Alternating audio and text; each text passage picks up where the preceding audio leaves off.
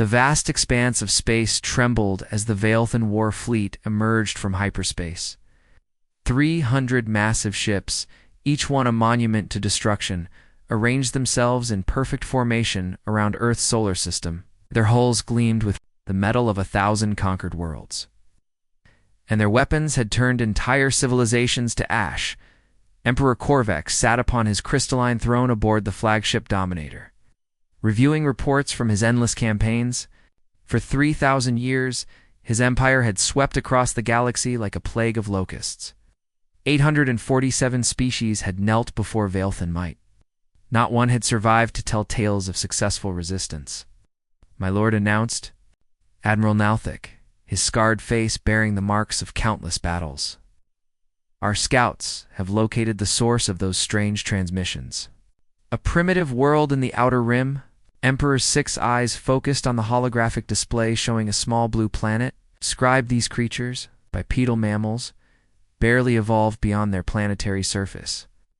They've managed to reach their moon with crude chemical rockets, but their technology is laughably primitive. Our sensors detect no energy shields, no plasma weapons, no faster-than-light capabilities. Nalthic's mandibles clicked in amusement. They still use projectile weapons and chemical explosives. Corvex leaned forward, his interest piqued. How refreshing. It's been decades since we encountered such backward beings. This will be over before the sun set. The Third Imperial Fleet moved with the confidence of gods among mortals. Their ships were living weapons, powered by the enslaved souls of conquered races. Each vessel carried enough firepower to crack a planet's crust, and their shields could withstand the fury of dying stars. Admiral Nelthic opened communications to the primitive world below. His voice, translated into the simple languages of Earth, carried the weight of 3 millennia of absolute power. Inhabitants of the third planet, you have been chosen for integration into the HFY Empire. Surrender unconditionally and accept your roles as servants or face immediate extermination. You have 1 rotation of your planet to decide. On Earth, the message reached every radio, television, and computer simultaneously. In the depths of space, monitoring stations that officially didn't exist tracked the alien fleet's movements with instruments that shouldn't have been possible for a species that had barely reached their moon. Admiral Kim Tae-ho stood in the command center of the UES Defender, hidden behind Earth's moon. His weathered hands gripped the railing as he watched the alien formation. Through screens that showed no trace of the advanced technology surrounding him, at 45, he had seen humanity's darkest hours and brightest triumphs. House, sir reported. Communications Officer Park Minna, her fingers dancing across holographic displays that flickered with alien script. We've decoded their message. They're demanding complete surrender and enslavement within 24 hours. Taeho's expression remained stone-cold. Around him, 200 of Earth's finest worked at stations that hummed with power drawn from sources the aliens couldn't detect. The bridge was a masterpiece of hidden technology, disguised to look like primitive metal and glass. Analysis of their fleet composition. Astot Lieutenant Commander Lee Doggin consulted her tactical display. 300 ships, ranging from destroyers to dreadnoughts, standard veil-thin configuration based on intelligence reports from the Centauri Liberation. Their shields operate on predictable frequencies, and their weapons systems haven't been updated in centuries. Taeho nodded slowly. The Centauri Wars had taught humanity valuable lessons about overconfident empires, species that ruled through fear and overwhelming force rarely adapted to new threats. They became comfortable, predictable, and ultimately vulnerable. What's our fleet status? He inquired. All ships are in position and fully cloaked. The Mars shipyards report the final squadron of Retribution-class vessels are combat-ready. Total fleet strength, 800 ships. Doggin's smile was sharp as a blade. They're outnumbered almost 3-to-1, sir. Park Mina looked up. From her station, sir. They're waiting for our response. Should I patch you through to their command frequency? Taeho straightened his uniform. Simple gray fabric that concealed armor woven from materials that didn't exist in Imperial databases. Open a channel, Mina. Let's be polite. The communication link crackled to life, carrying his voice across the void to the alien fleet. His tone was respectful, almost apologetic. To the Veil-Thin Empire Fleet, this is Admiral Kim Taeho of the United Earth Space Command. We have received your generous offer of integration. After careful consideration, we must respectfully decline. We suggest you leave our system immediately for your own safety. The silence that followed lasted exactly 3 seconds before alien laughter filled the communication channels. It was the sound of predators who had never known fear, never faced true opposition. Admiral Nauthic's voice dripped with condescension. Amusing little mammals. Your bravery will be remembered after your species is extinct. Prepare for annihilation.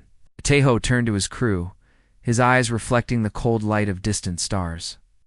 Well, we tried diplomacy. All stations, prepare for combat operations. Send the signal to all fleet units. Weapons free. Across the solar system, invisible ships began to move.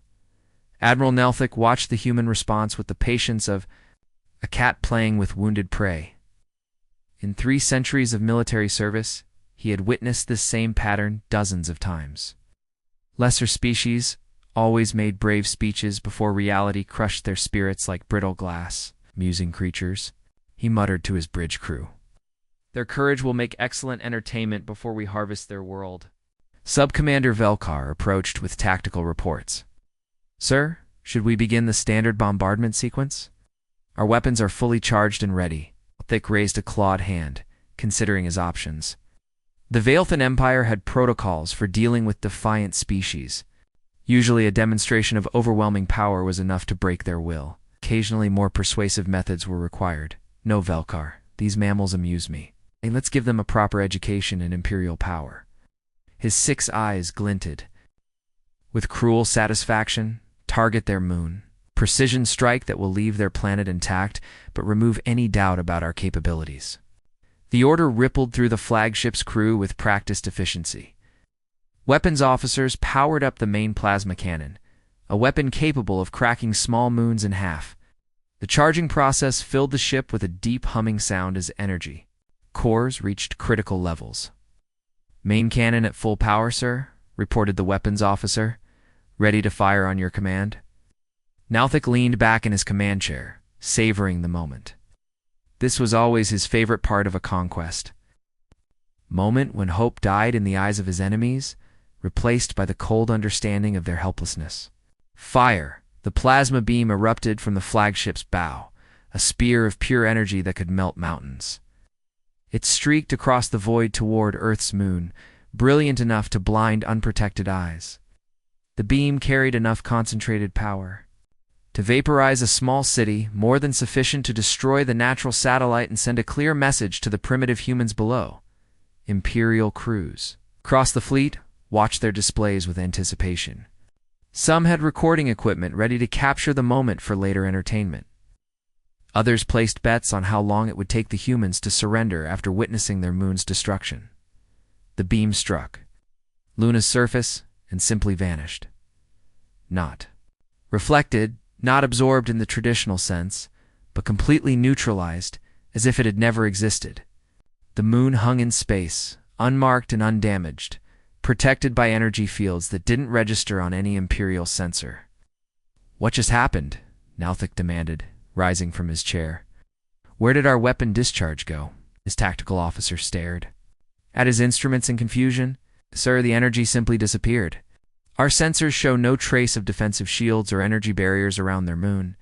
That's impossible. Nothing can simply absorb a full power plasma discharge without leaving some trace. Deep within Luna's core, fusion reactors that had been secretly installed over decades absorbed the alien energy and converted it into power for Earth's defensive grid. The moon itself had been transformed into a massive battery, its surface hiding weapon emplacements and shield. Generators that had been carefully concealed from orbital observation. Lieutenant Commander Lee Dojin monitored the defensive systems. From her station aboard the UES Defender, her fingers moved across holographic controls as she coordinated the response to the alien attack. Around her, the bridge hummed with quiet efficiency.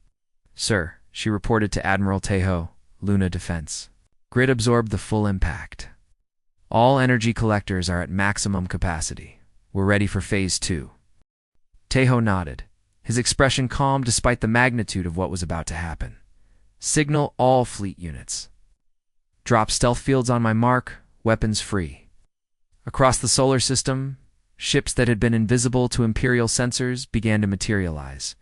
They appeared first as faint outlines, then as solid forms that grew more distinct by the second. The stealth technology that had kept them hidden was generations beyond anything the Veilthan Empire had encountered.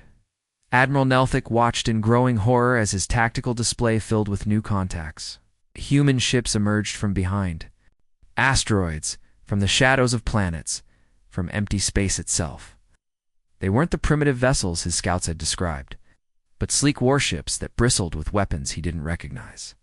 "Sir," his communications officer reported with barely controlled panic, "we're detecting massive energy signatures throughout the system. Hundreds of ships are decloaking simultaneously." The human fleet revealed itself in stages, each wave larger than the last.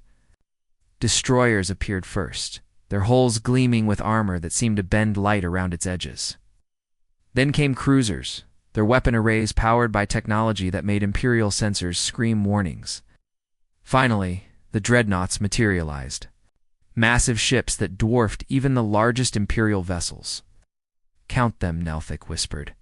800 ships, sir. All unknown designs. Their energy signatures are off our charts." Admiral Tejo opened communications to the alien fleet, his voice carrying the weight of controlled fury. "Attention, Veilthan vessels. That was your one free shot. I hope you enjoyed it, because it's the last one you'll ever take in this system." Human fleet moved into attack formation with precision that spoke of years of training and preparation. Each ship took its position in a complex pattern that maximized firepower while minimizing exposure to enemy weapons. "You have 30 seconds. To power down your weapons and prepare for boarding," Tejo continued. "Any ship that attempts to flee will be destroyed. Any ship that opens fire will be vaporized. This is your only warning." The silence that followed was filled with the sound of Imperial crews frantically trying to understand how their easy conquest had become a nightmare. The first human attack came without warning. Admiral Nelthic barely had time to process what was happening before his flagship shuddered under impacts that should have been impossible.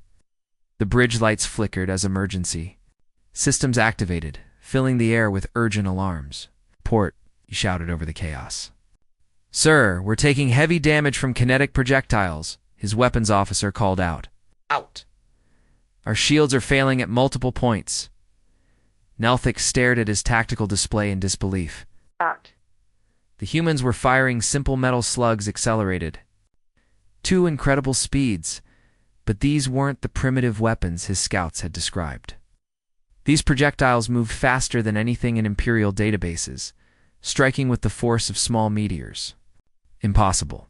Our energy shields have stopped planetary bombardments. How can simple metal penetrate them?" What he didn't understand was that humanity had spent decades studying captured Imperial technology. They had learned that Veilthan shields were designed to deflect energy weapons and slow-moving objects, but they had a fatal weakness. The frequency generators that powered the barriers could be overloaded by sustained kinetic impacts at specific velocities. Captain Yoon Ji-hai watched the battle unfold from the bridge of the UES Retribution.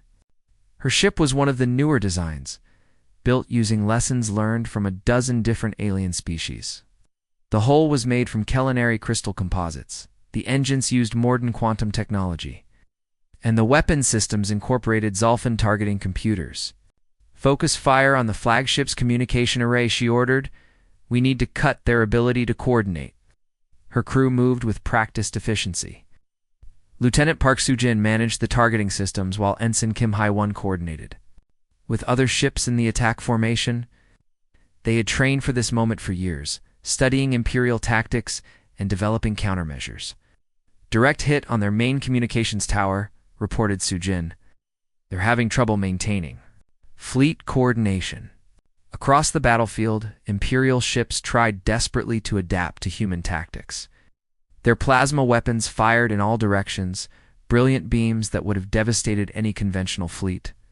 But the human ships weren't where they expected. Them to be, Sub-Commander Velkar watched in horror as another Imperial cruiser exploded. Sir, their ships are moving in patterns we've never seen before. They're predicting our weapon targeting. Nelthic's mandibles clicked nervously. How is that possible? We're using standard Imperial battle formations that have never failed. He didn't know was that humanity had been watching Imperial battles for decades. Every conquered species that had faced Veilthin forces had been secretly contacted by human diplomats. The survivors had shared their experiences, their tactical observations, their knowledge of Imperial weaknesses. The Dractor had explained how Imperial ships always fired in sequence from left to right. The Velinary had revealed the timing patterns of Veilthin weapon systems.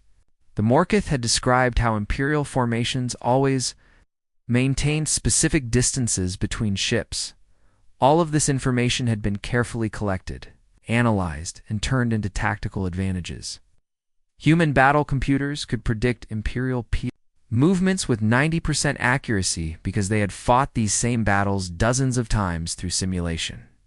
Sir, reported Petty Officer Choi Minho from his position at the intelligence station, detecting massive energy buildups across the enemy fleet. They're preparing to retreat. Admiral Tejo stood at the center of the command bridge, his hands clasped behind his back. Around him, displays showed the systematic destruction of the Imperial fleet. Ships that had terrorized the galaxy for centuries were being picked apart by human weapons with surgical precision. All units, maintain formation. Do not let any ship escape. We need prisoners for intelligence gathering. The human fleet moved like a pack of wolves, surrounding the Imperial ships and cutting off their escape routes. Each human vessel was smaller than its Imperial counterpart, but they fought with coordination that spoke of years of training together. Captain Yunji Hai targeted the engines of a fleeing destroyer. Fire kinetic rounds, pattern 7. Metal projectiles struck the alien ship's drive systems with devastating effect. Without their engines, the destroyer drifted helplessly as human boarding parties prepared to secure it. Another successful capture, reported Lieutenant Park Soo-jin. That makes 12 ships we've disabled for boarding. Throughout the battle, the humans demonstrated a level of technological sophistication that shocked their enemies. Their weapons weren't just copies of Imperial designs, but improvements that incorporated innovations from multiple species. The projectile weapons used? Magnetic acceleration technology borrowed from the Zolfin, but enhanced with human engineering. The targeting systems combined culinary energy manipulation with modern quantum calculations. The ship hulls used composite materials that no single species had ever developed. Admiral Nelthic realized with growing terror that humanity hadn't just survived contact with other species, they had thrived. While the Empire had been busy conquering and enslaving, humans had been learning, adapting, and preparing. Sir, his communications officer reported, we're receiving surrender signals from 17 ships. They're requesting permission to power down weapons. Nelthic looked at his tactical display, seeing the remnants of his once mighty fleet scattered across the battlefield. The 300 ships that had entered the system, less than 50 remained combat effective. They're not primitives. He whispered, they're apex predators. Admiral Tejo's voice carried across all frequencies, cold and final. You came to our home with threats of slavery and death. Now you'll learn what happens to those who disturb the peace. The surviving Imperial ships scattered like leaves in a storm, their once perfect formations broken and chaotic. Admiral Nelthic gripped his command chair as his flagship limped toward the edge of the solar system. Its hull scarred and smoking from human weapons. Send emergency transmission to Imperial Command, he ordered desperately. Maximum priority. Request immediate reinforcement of all available fleets. His communications officer worked frantically at his console, fingers dancing across alien controls. Sir, I'm getting interference on all channels. 20,000 kilometers away. Commander Oyunji sat in the shadowy bridge of the UES Stalker, Earth's most advanced electronic warfare vessel. Her ship was invisible to Imperial sensors, following the fleeing aliens like a ghost in the void. Banks of quantum computers processed millions of Imperial communication protocols simultaneously. Ghost protocols are fully active, Admiral. she reported to Toho over secure channels. I'm jamming everything from emergency beacons to personal messages. We can't even talk to each other, let alone call for help. The human strategy was elegant in its simplicity. Instead of destroying the fleeing Imperial ships, they were allowing them to escape while secretly tracking their every movement. Each panicked vessel would lead Earth's forces directly back to Imperial space, revealing trade routes, military bases, and the locations of enslaved worlds. Lieutenant Commander Park Min-seok monitored the pursuit from his position aboard the UES Shadow. His ship was one of 12 vessels assigned to follow different groups of retreating aliens. Sir, the destroyer group is heading toward the Kepler system. Long-range sensors detect multiple inhabited worlds. Maintain distance and record everything, ordered Captain Lee Soyoung. We need detailed maps of their territory before we make our next move. The fleeing Imperial ships had no idea they were being followed. Human stealth technology was generations beyond anything the Veilthan Empire had encountered. The pursuit vessels moved like phantoms, their hulls bending light and absorbing sensor sweeps. On the bridge of the UES Defender, Intelligence Officer Han Jae-min coordinated with teams that had been operating in Imperial space for decades. His holographic displays showed star maps, dotted with resistance movements, supply routes, and military installations. Sir, we have confirmed contact with liberation groups on 17 worlds, he reported to Admiral Taeho. The Culinary Resistance is providing detailed intelligence on Imperial defense networks. The Morden Underground has mapped supply routes throughout the Outer Rim.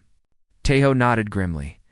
What's the status of our advanced teams? Strike Team Alpha has successfully infiltrated the Rigel Weapons Depot. They're preparing to turn the Empire's own plasma cannons against their supply ships. Strike Team Beta is coordinating with Zulfan rebels to sabotage communication relays across 3 star systems. The truth was more complex than any Imperial strategist could have imagined. For 2 centuries, humanity had been quietly expanding through the galaxy, not as conquerors, but as liberators. Every species enslaved by the Empire had been secretly contacted by human diplomats and given choice: freedom or continued oppression. Most had chosen freedom. Captain Yoon Ji-hai received updates from resistance cells across Imperial space. Sir, we're getting reports of coordinated uprisings on 43 worlds. The timing is perfect. While their fleet is scattered and their communications are jammed, their slave populations are rising. The rebellions weren't random acts of desperation. They were carefully planned operations supported by human weapons, human tactics, and human coordination. Species that had been oppressed for centuries suddenly found themselves armed with technology that could challenge their oppressors. On the Imperial world of Vex Prime, Culinary rebels emerged from underground tunnels carrying human plasma rifles. Their leader, a scarred veteran named Vec, spoke into a communication device that connected him directly to Earth's command structure. Human friends, the garrison is retreating toward the capital. We control the spaceport and the communication center. Similar messages flooded in from dozens of worlds. The Empire's vast network of conquered species had become a web of rebellion. Each strand connected to Earth's liberation forces. Emperor Corvex received the first reports of widespread uprising while reviewing battle plans in his crystalline palace. His advisors surrounded him with holographic displays showing red warning markers across half the galaxy. My lord, we're receiving distress signals from 17 sectors, reported General Morkith, his voice tight with barely controlled panic. Slave populations are rising simultaneously across multiple star systems. Impossible, Corvex snarled. These species have been pacified for centuries. They lack the weapons and coordination for organized rebellion. Sir, they're using technology we don't recognize.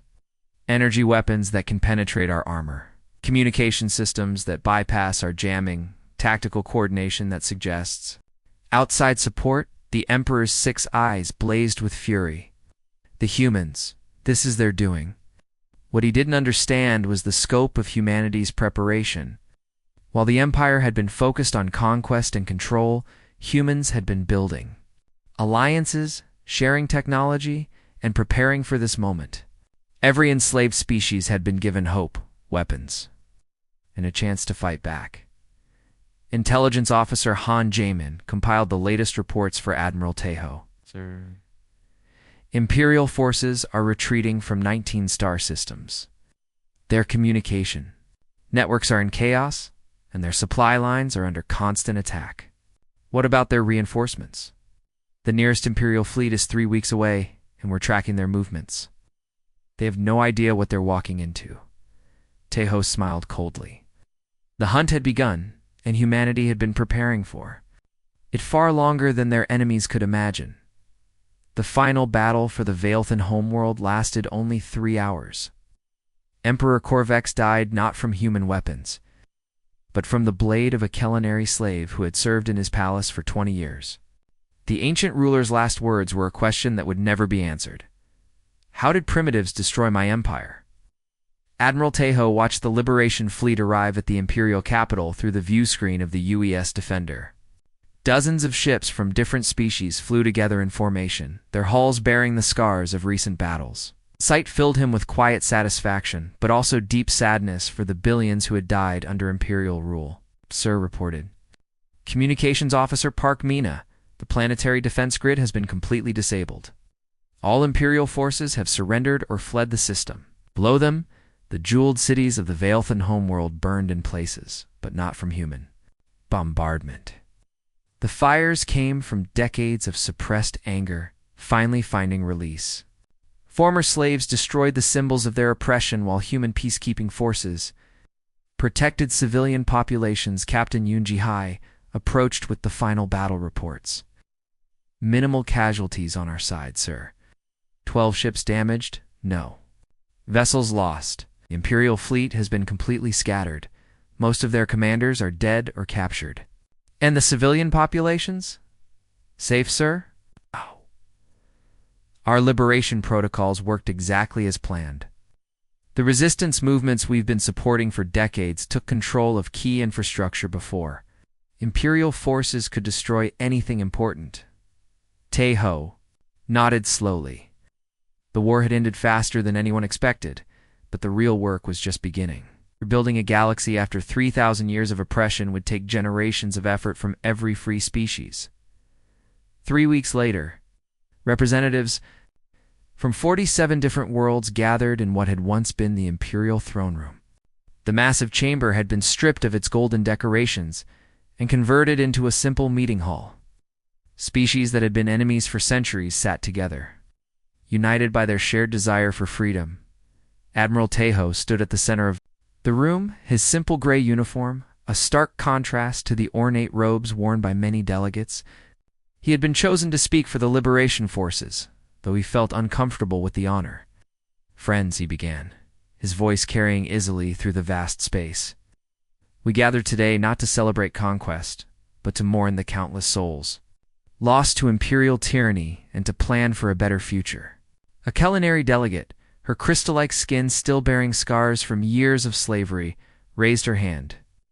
Admiral Tejo, many of us want to know, what do humans want in return for our freedom? The question hung in the air like smoke.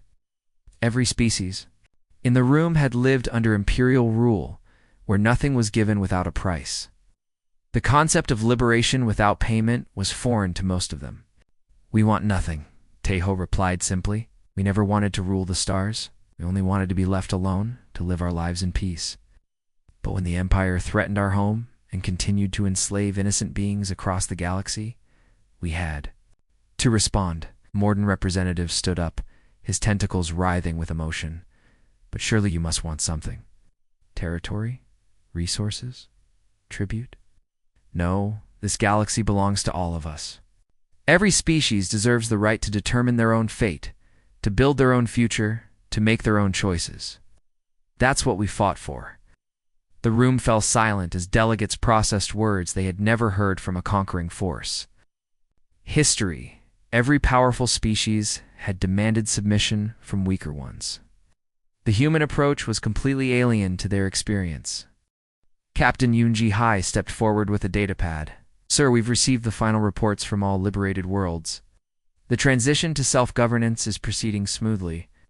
Local resistance leaders are forming interim governments until proper elections can be held in the former imperial worlds.